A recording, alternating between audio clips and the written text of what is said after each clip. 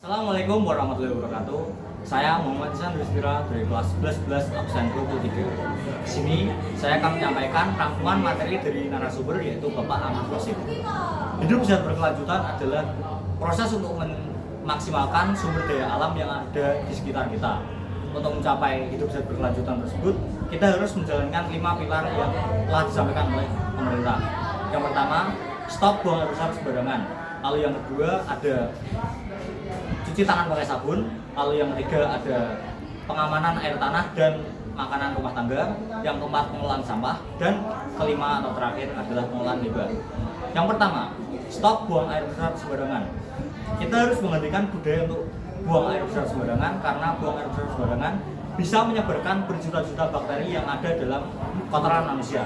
Bakteri-bakteri ini bisa menyebabkan berbagai macam penyakit berbahaya seperti kolera, hepatitis A, diare, dan cacingan.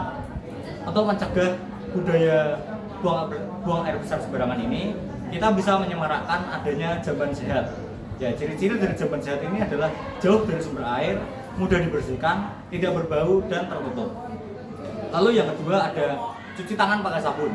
Kita harus membudayakan untuk cuci tangan pakai sabun, karena tangan adalah jendela virus.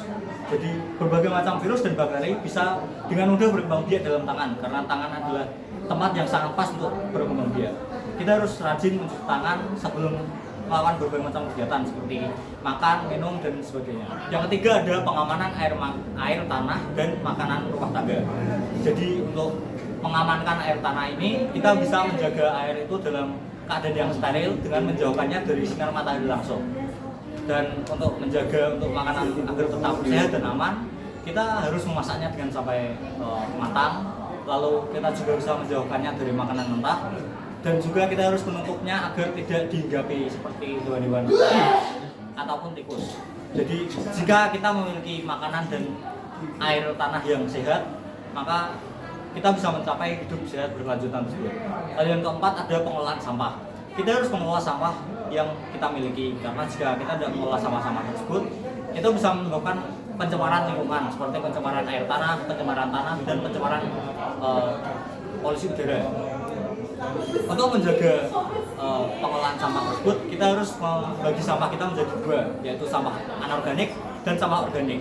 Kita bisa mendaur ulang untuk sampah anorganik untuk menjadikannya seperti daur ulang ya, seperti miniatur dan sebagainya. Lalu untuk sampah organik kita bisa menjadikannya pupuk kompos. Yang kelima ada pengolahan limbah.